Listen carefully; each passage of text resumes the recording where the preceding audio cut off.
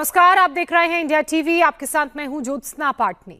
मोदी के विरोधी कहते हैं कि अगर वो सरकार में आ गए तो हिंदुस्तान में एटम बम नहीं रहेगा, भारत परमाणु शक्ति नहीं रहेगा। और ये बात कोई मुंह जुबानी नहीं कही जा रही है, लिख कर कही जा रही है, मैनिफेस्टो के पन्ने पर लिखी हुई है।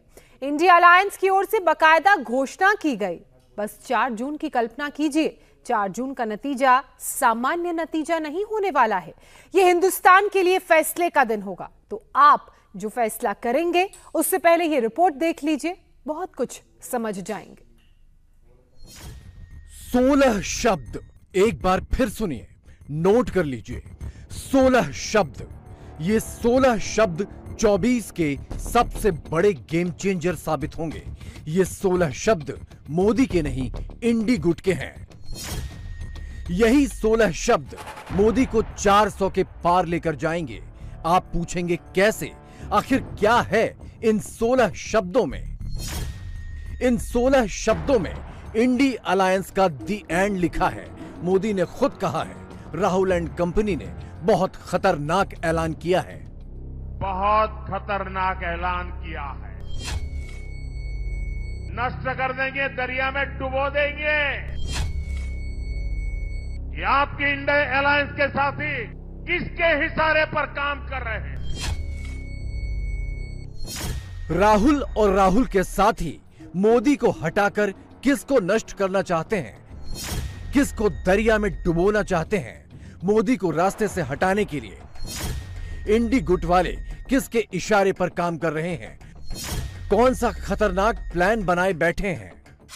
इसका जवाब इन तस्वीरों में है। 4 अप्रैल की फोटो है। सीपीआईएम ने अपना 24 वाला घोषणा पत्र जारी किया था, मगर सीपीएम के मैनिफेस्टो के कवर पेज पर मत जाइए। इंडी अलायंस का खौफनाक प्लान तो इस कवर पेज के अंदर है। 44 पन्नों के इस मैनिफेस्टो में मोदी विरोधी गुट का सबसे विस्फोटक, सबसे खतरनाक प्लान इसके पेज नंबर 25 में है। और उसी पेज नंबर 25 में मोदी को 400 के पार पहुंचाने वाले वो 16 शब्द हैं। जानते हैं वो 16 शब्द क्या हैं? तो चलिए वो पन्ना देख लीजिए, एक एक शब्द पर ध्यान दीजिए, क्योंकि अगर 24 में मोदी हार गए, इंडी अलायंस वाले आ गए, तो भारत न सिर्फ कमजोर हो जाएगा बल्कि शक्ति विहीन हो जाएगा। पाकिस्तान भी भारत को आंख दिखाएगा, चीन भी हमले के लिए रेडी हो जाएगा, क्योंकि इंडी वाले आएंगे तो सबसे पहले भारत की परमाणु शक्ति को ही नष्ट कर देंगे, देश के दुश्मनों को फ्री हैंड दे देंगे। और ये कैसे होगा, समझने के लिए सीपीएम के मैनिफेस्टो के 16 शब्दों का मतलब हिंदी में समझिए। Complete elimination of nuclear weapons and other weapons of mass destruction, including chemical and biological weapons। ये खतरनाक ऐलान इंडी गुट के एक पार्टनर सीपीएम ने किया है। इसका हिंदी में मतलब हुआ कि अगर राहुल एंड कंपनी 24 में आई तो हिंदुस्तान के परमाणु हथियार, रासायनिक और सामूहिक विनाश के बाकी सभी हथियारों को नष्ट कर दिया जाएगा। यानी इंडी अलायंस वालों का डेंजरस प्लान सत्ता में आने के बाद भारत के न्यूक्लियर वेपन्स के कंप्लीट एलिमिनेशन का है। राहुल के वामपंथी साथी कहते हैं, बीजेपी को हराओ, 24 में लेफ्ट को जिताओ। वामपंथी पार्टी 24 के लिए vote for left, shape the future वाला नैरेटिव देती है। लेकिन इंडी गुट वाले भारत की परमाणु शक्ति को ही छीनने का ऐलान करके हिंदुस्तान के फ्यूचर को खतरे में डालने वाले प्लान पर आगे बढ़ रहा है। मोदी ने विरोधियों के इन 16 शब्दों को पकड़ दिया है और 19 अप्रैल को यानी राउंड 1 की वोटिंग से 6 दिन पहले इसे ही अपना सबसे बड़ा चुनावी स्लोगन डिक्लेयर कर दिया है। मोदी ने किसी को नहीं छोड़ा। 2.5 मिनट में मोदी ने कांग्रेस को भी लपेट लिया, वामपंथी पार्टियों के खतरनाक इरादों को भी एक्सपोज कर दिया। भारत के खिलाफ ये इंडिया अलायंस वाले कितनी नफरत से भरे हुए हैं, ये इनके मैनिफेस्टो में भी नजर आता है। कांग्रेस के मैनिफेस्टो में तो बंटवारे की गुनहगार मुस्लिम लीग की छाप नजर आती है। अब इंडी अलायंस में शामिल एक और दल ने देश के खिलाफ बहुत खतरनाक ऐलान किया है। उन्होंने अपने मैनिफेस्टो में लिखा है, जिस पोखरण की धरती ने भारत को परमाणु शक्ति से संपन्न किया, अब इंडी अलायंस का कहना है कि हम भारत के परमाणु हथियार नष्ट कर देंगे, दरिया में डुबो देंगे। भारत जैसा देश जिसके दोनों तरफ पड़ोसियों के पास परमाणु हथियार हो, क्या उस देश में परमाणु हथियार समाप्त करना, इसकी सोच ये समाप्त करना चाहता है इंडी अलायंस। क्या परमाणु हथियार समाप्त होने चाहिए? मुझे सबका जवाब चाहिए। क्या परमाणु हथियार समाप्त होने चाहिए? क्या परमाणु हथियार समाप्त होने चाहिए?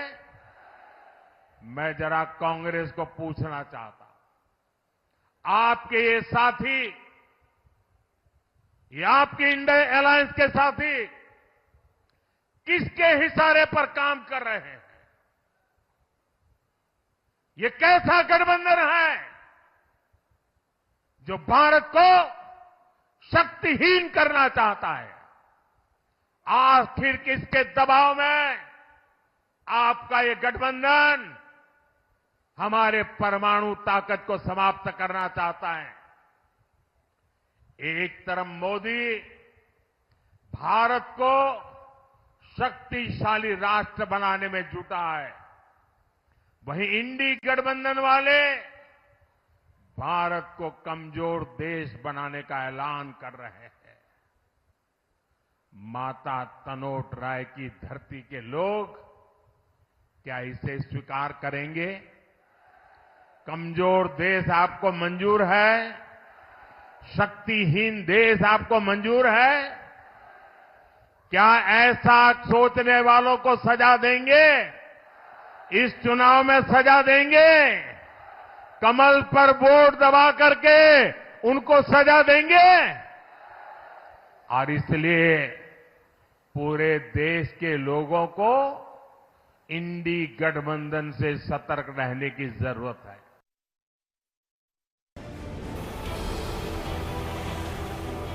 भारत परमाणु ताकत से लैस देश है, मगर वो नो फर्स्ट यूज वाली पॉलिसी पर चलता है। मगर इंडी अलायंस वाले भारत की परमाणु ताकत खत्म करके न सिर्फ हिंदुस्तान को कमजोर करने की मंशा रखते हैं, बल्कि ऐसी मंशा जाहिर करके वो पाकिस्तान और चीन जैसे देशों को भी हिंट दे रहे हैं कि वो जब चाहें भारत पर अटैक कर सकते हैं। साल 2023 के आंकड़ों के मुताबिक इस वक्त भारत के पास 164 परमाणु हथियार हैं, पाकिस्तान के पास 170 परमाणु हथियार हैं। रही बात चीन की, तो उसके पास 438 परमाणु हथियार हैं। सोचिए, चीन और पाकिस्तान दोनों ही भारत के दुश्मन देश हैं, बावजूद इसके इंडी अलायंस वालों को भारत की सुरक्षा की भी फिक्र नहीं है। रक्षा के क्षेत्र में मोदी ने अपने 10 सालों में न सिर्फ भारत को आत्मनिर्भर बनाया है, बल्कि इंडियन आर्म्ड फोर्सेस की ताकत भी कई गुना बढ़ाई है।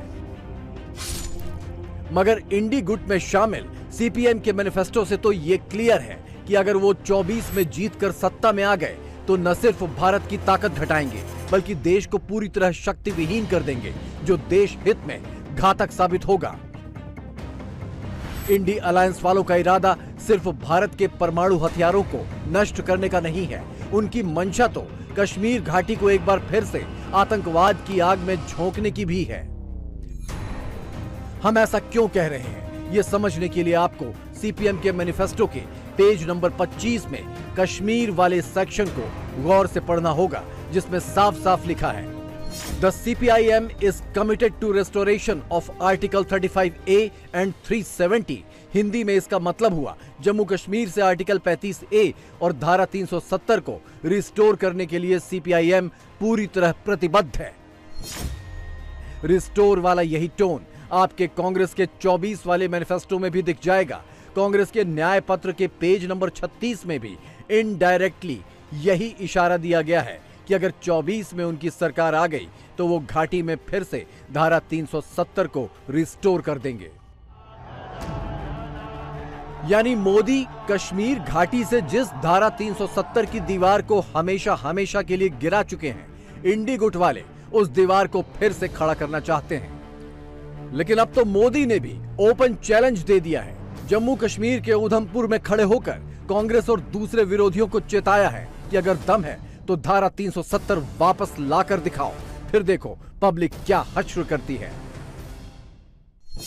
370 की ऐसी दीवार बना दी थी कि जम्मू कश्मीर के लोग बाहर नहीं झोंक सकते थे और बाहर वाला जम्मू कश्मीर की तरफ नहीं झोंक सकता था,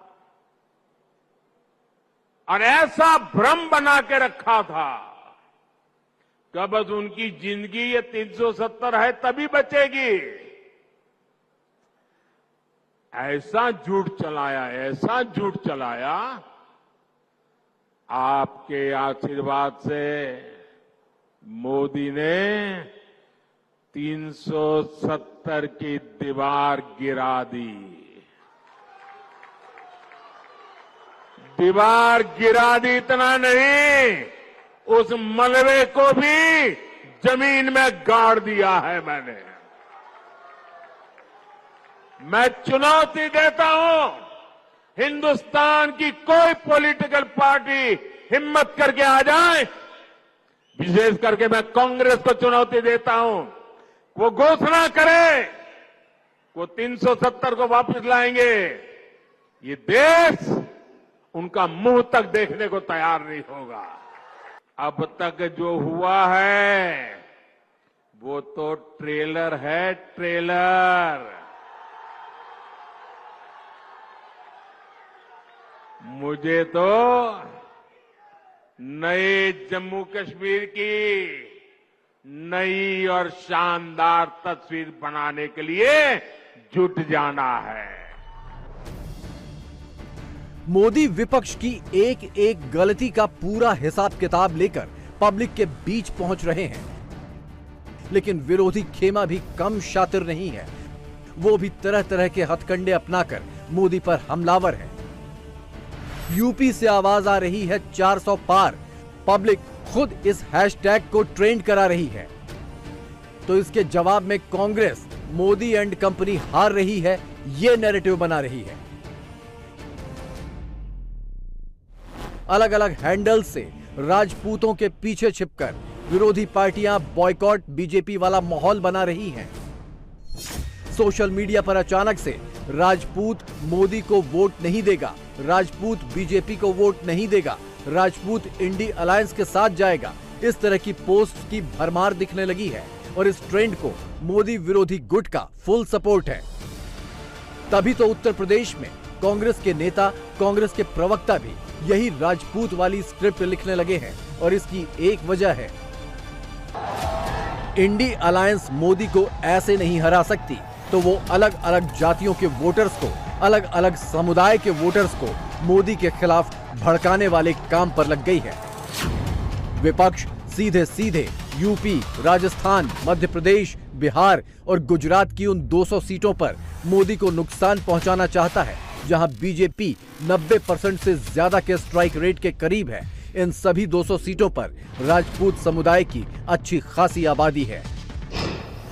मोदी विरोधी अपने नए प्लान के तहत कुछ प्रमुख जातियों को भड़काकर, बहकाकर ये कहलवा रहे हैं कि 24 में बीजेपी का बहिष्कार करो। ममता कैमरे पर आती हैं तो 420 वाली अपनी कहानी घुमाती हैं, सबको जेल का डर दिखाती हैं, मोदी के खिलाफ ऐसे भड़काती हैं। जब बंगाल में इलेक्शन हुआ था, इसका बाद 200 पार, 70 में रुक गया, 294 सीट था, और अभी हिंदुस्तान में 543 में इलेक्शन हो रहा है। अभी से बोलने शुरू किया, आपका बार 400 पार। हम बोला 400 पार क्यों, 420 में जाओ ना, 420 पार करो, तो 420 का सरकार बनेगा जो देश के लिए लोगों को जेल खाना में डालेंगे, लोगों को चुन चुन के मारोगे, ईडी भेजोगे, एनआईए भेजोगे। मगर विपक्ष के इस हिडन एजेंडे के पीछे भी वही पुरानी टैक्टिक्स है। 2017 में समाजवादी पार्टी और कांग्रेस ने नैरेटिव चलाया कि बीजेपी से यूपी के पिछड़े नाराज हैं, वो एजेंडा फ्लॉप हो गया। तो 2019 में विपक्ष ने नैरेटिव चलाया कि बीजेपी से ब्राह्मण नाराज हैं, वो एजेंडा भी फ्लॉप हो गया।